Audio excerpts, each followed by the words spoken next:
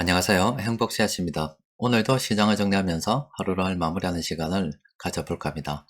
오늘 우리 시장은 코스피는 0.31% 상승, 그리고 코스닥은 0.15% 하락 마감했습니다. 장 초반만 하더라도 이렇게 갭 하락으로 출발을 했습니다. 어제 미국 시장 분위기가 좋지 않게 끝났기 때문인데 그 영향을 받았습니다. 근데 뭐 오후 들어서 이렇게 낙폭을 축소했고 또 수급을 들여다보면 외국인들이 코스피 코스닥 둘 다 순매수했습니다. 그리고 오늘은 외환시장에서도 좀 의미 있는 변화가 있었습니다. 하나하나 이야기를 좀 하도록 하겠습니다. 일단 어제 미국 시장이 하락 마감했고 우리 시장이 갭 하락 출발을 한 것은 바로 보정인이 말을 바꿨기 때문에 그렇습니다. 미국의 옐런 재무장관이 그 직전 날만 하더라도 예금 보호해주겠다고 했는데 또 다음날 상원에서 모든 은행 예금 보호는 고려하지 않는다 이런 발언을 해버렸습니다. 그렇다 보니까 하루 사이에 말이 바뀐 게 되잖아요. 투자자들의 신뢰를 잃게 됐어요. 이게 미국 시장 하락의 가장 큰 직접적인 요인이다 이렇게 볼 수가 있겠습니다.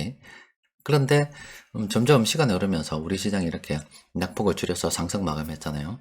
그 이유는 바로 이 연준의 기준금리 이번에 인상과 또 파월 연준 의장의 발언, 점도표 이런 거 여러 가지 종합을 했을 때 올해 이제 기준금리 인상은 이제 끝났다. 이제 긴축 이야기는 더 이상 앞으로 안 나올 거다. 이런 기대가 시장에서 삭두고 있기 때문에 그렇습니다. 일단 어제 미국의 기준금리 인상이 있었습니다. 이번에 0.25% 올려가지고 5.1%가 5%가 됩니다. 미국의 기준금리 5% 되는데 일단 우리나라하고 같이 비교를 좀 해보면은 미국은 이제 3월달까지 끝났습니다. 끝났고 우리나라는 다음 4월달이 있잖아요. 미국하고 기준금리가 우리가 이렇게 1.5% 차이 나는 것은 아마 역사상 처음일 겁니다. 이렇게 되면은 보통 외환시장에서 그 달러가 밖으로 막 빠져나가고 난리가 나야 될 건데 지금 실상은 그렇지 않습니다. 그 이야기도 좀 더 해봐야 될 것 같고요. 일단은 미국에서 이번에 기준금리를 0.25% 올리면서 한 5% 정도가 됐거든요. 그런데 시장에서는 그 정도는 일단 예상하고 있었다라고 말씀을 드렸죠. 그 이후에 파월 연준 의장이 어떤 이야기를 하는가 좀 중요했었는데 일단은 이번에 파월 연준 의장이 그간 자기들이 이야기한 것처럼 일단 일관된 주장을 하긴 했습니다. 일관된 주장이 뭐냐면은 그동안 물가가 이렇게 계속 높아지고 경기가 괜찮았기 때문에 기준금리를 올려야 된다 이야기를 했고 또 지금은 그 연장선상으로 이번에 0.25% 올랐고 또 연내 금리 인하는 없다 이렇게 자기 나름대로는 일관된 주장을 했습니다. 그런데 그때 이제 동시에 이렇게 공개된 연준의 점도표를 보니까 이게 끝인 거예요. 요게 끝이더라 이 말이죠. 요게 그 말은 뭐냐면은 올해 기준금리가 한 번 더 오를 수는 있다. 한 0.25%까지도 오를 수도 있는데 사실상 대부분의 의견들이 점도표를 봤을 때 여기에 몰려 있는 것으로 봐서 이제 사실상 기준금리 인상은 끝났다 이렇게 보고 있는 거죠. 그러니까 긴축은 끝났다라고 보는 겁니다. 그게 시장에 지금 영향을 미치고 있다 이렇게 보시면 되겠습니다. 그리고 어제 제가 말씀드린 것처럼 지금 은행의 이 유동성 위기 있잖아요. 이걸 어떻게 바라보는가를 볼 때 바로 우리 외환시장 움직임을 보면 된다 그랬잖아요. 우리 외환시장이 1300원 부근에서 이렇게 관망하고 있는 그런 분위기였습니다. 그런데 아래로 쭉 떨어지면서 지금 여기 아래로 떨어진단 말은 이렇게 아래쪽으로 떨어진단 말은 우리나라로 돈이 들어온단 말입니다. 이렇게 된단 말은 한국에서 돈이 빠져나간다는 거고 달러가 들어온다는 이야기입니다.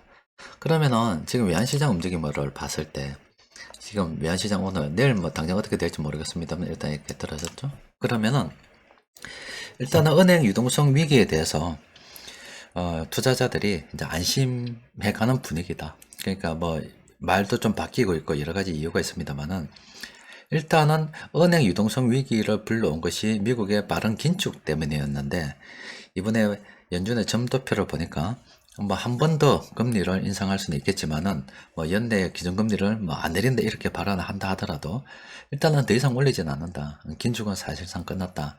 그러면은 그 원인이 제거가 되었기 때문에 은행 유동성 위기도 이제 정리가 될 거다. 이런 식으로 지금 투자자들이 마음을 바꾸면서 지금 시장이 오늘 시장에서 외국인 투자자들이 많이 매수했다라고 볼 수가 있겠습니다. 투자 심리가 좀 안정이 되어가고 있는 과정이다라고 보시면 됩니다. 자, 오늘 우리 시장 수급을 들여다보면 아직은 활발하지는 않아요. 전기전자업종 쪽으로 수급의 대부분이 일단 다 몰려가지고 있고요. 또 그 나머지 업종은 뭐 그렇게 좋은 상황은 아닙니다. 그런데 제가 여러분들께 이렇게 늘 말씀드린 것처럼 이 돈이라는 것은 계속 이렇게 늘어가는 그 과정에 있는 거다고 말씀드렸잖아요. 그리고 이번에 이제 이렇게 조금 한번 내려보려고 시도했는데, 그게 사실상 뭐 이렇게 실패했다. 돈을 줄이는 것에 실패했다라고 봐야 되겠죠. 뭐, 너도 나서서 다 돈 대준다는데 어떻게 되겠어요? 돈이 늘어나는 방향, 이쪽 계속 늘어날 수밖에 없다 그러면 돈 가치는 제로를 향하고 가고 있다. 그럼 우리는 계속 주식 투자를 해야 되겠죠. 부동산도 투자해야 됩니다. 유동성 관리만 잘 하면 된다니까요. 그러니까 우리 사람들이 자꾸 망하는 이유가 뭐 빚이 많아서 망한다 이야기하는데 절대 그런 거 아닙니다. 빚이 없는 사람도 망해요. 왜 그러냐면 유동성 위기를 갖다 유동성을 잘 관리하지 못하면 그게 망하는 겁니다. 그 유동성 위기만 이를 잘 관리된다면 망하지 않습니다.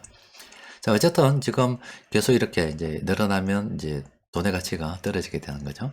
또 거기에다가 이제 달러는 중국하고 이래 중국의 그 위안화로 이제 석유를 결제할 수 있게 됐다. 그런 말씀드렸잖아요. 그러니까 달러 위상이 이제 점점 떨어지니까 장기적인 안목으로서 지금은 당장 주식이나 부동산 보유해야 합니다만은 장기적으로 볼 때는 금과 은에 대해서도 우리가 서서히 생각을 해야 된다. 일단 이 부분은 우리가 좀 생각을 하고 있어야 됩니다. 지금 말씀드리는 것은 굉장히 장기적인 관점에 대한 이야기고요. 그리고 우리 한국이 처한 상황에 대해서 말씀드렸잖아요. 계속 우리 한국은 금융시장을 이렇게 점점 개방을 하고 있습니다. 개방을 한단 말은 외환 유출이 자유롭다 이 말입니다. 그럼 시장에 무슨 일이 생기면 갑작스럽게 돈이 많이 들어올 수 있는 그런 환경이 지금 조성되고 있다라고 말씀드렸죠.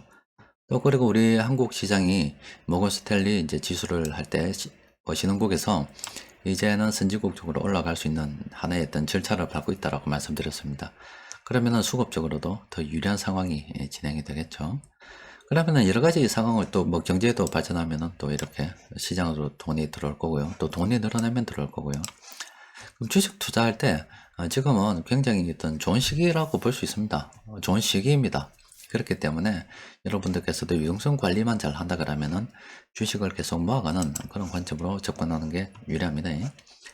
오늘 세력들이 공통적으로 매수한 종목이 있는데 이렇게 15개 종목이 됩니다. 15개 종목이 좀 많으니까 이렇게 플랜 A로 정리를 해보면 요 아래쪽에 있는 이 종목들 있죠. 요 종목들은 우리가 관심을 가지고 좀 연구를 해볼 필요가 있겠습니다. 또 그리고 변곡점 지표를 통해서 정리해 보니까 지금 현대성은 이제 게임이 끝났다라고 봐야 되겠죠. 보험 쪽은 지금 계속 고점권으로 지금 분석이 되고 있습니다. 또 그리고 실제로도 많이 올랐고요. 이렇게 오를 때는 이렇게 정리를 하는 겁니다. 자, 여튼 우리나라하고 미국하고 기준금리 차가 굉장히 많이 벌어져 있죠. 그런데 앞서 이제 말씀드린 것처럼 원칙적으로 하면은 이렇게 되면 이제 돈이 빠져나가야 되는 게 맞아요. 우리 한국에서 당연히 달러가 빠져나가야 되는 게 맞죠. 기준금리 차가 이렇게 많이 나는데. 그런데 이것보다 더 큰 요인이 있다 이 말입니다. 더 큰 요인이 뭐냐면 달러가 지금 계속 늘어난다. 사람들이 이제 확신을 가졌습니다. 옐런 재무장관도 돈을 푼다고 그랬죠. 오락가락 하긴 합니다만은 파월 연준 의장도 지금 돈이 줄어들고 파산한다 그러니까 끝난 겁니다. 파월 연준 의장뿐만이 아니라 점도표를 보면 연준 위원들도 사실 이제 끝났다고 봐야 됩니다. 금리 인상은 끝났다. 그럼 돈이 계속 늘어나는 쪽으로 갈 수밖에 없는데 그 돈이 뭐냐? 달러가 늘어난다는 겁니다. 달러가 무한정 늘어나기 때문에 이 무한정 늘어난 달러는 전 세계 각국으로 나갈 수밖에 없겠죠. 그러니까 그 돈이 지금 우리나라하고 보통 기준금리 차가 이렇게 나면 우리는 한국 돈이 절로 가야 되는데 이것보다 더 큰 요인이 더 빠른 속도로 지금 달러가 늘어나기 때문에 달러가 바꿔 나간다 이 말입니다. 그러니까 지금 외환당국에서 지금 기준금리 차가 이렇게 많이 납니다만은 급격하게 외환시장에서 막 빠져나가는 게 아니라 가지고 지금 우리 한국은행에서도 좀 여유를 부리고 있지 않은가 싶은데 약일종의 좀 모험이라 볼 수 있습니다. 하지만 지금 상황이 그렇습니다. 그러면은 우리가 뭐 돈이 늘어나는데 초점을 맞추고 계속 투자를 진행해야 되겠죠. 그러니까 점점 이 돈이라고 하는 것이 한번 늘어나면은 줄어들기 상당히 어렵습니다. 그리고 기준금리를 갖다가 계속 인상할 수 있을 거라 보지만은 예전에 우리가 2008년도 때는 누군가 그 범인을 특정할 수가 없었어요. 모두 다 공범이었기 때문에. 근데 이번에 기준금리를 갖다가 높이 멀어서 은행 유동성 위기가 오고 막 이렇게 상황이 전개되는 거는 딱 특정할 그 사람이 있습니다. 연준 파월 연준 의장이 되는 거고 또 연준 위원들도 같이 되겠죠. 그러면 그 모든 이목이 한 사람한테 집중이 되는데 어떻게 그 심리적 압박감을 다 감당할 수가 있겠어요? 그렇기 때문에 계속 끌고 가지 못하면 진짜 끌고 가려고 하면 진짜 독한 마음 먹고 거품을 한번 물어야 됩니다. 근데 그렇게 하기 힘들다라고 말씀드렸잖아요. 그러니까 돈이 계속 늘어나는 그런 방향적으로 갈 수 없으니까, 밖에 없으니까, 우리는 이런 상황을 잘 이해하고, 우리는 우리 나름대로 계속 투자를 진행하는 게 좋겠습니다. 자, 오늘은 여기까지 진행하도록 하겠습니다. 이상입니다.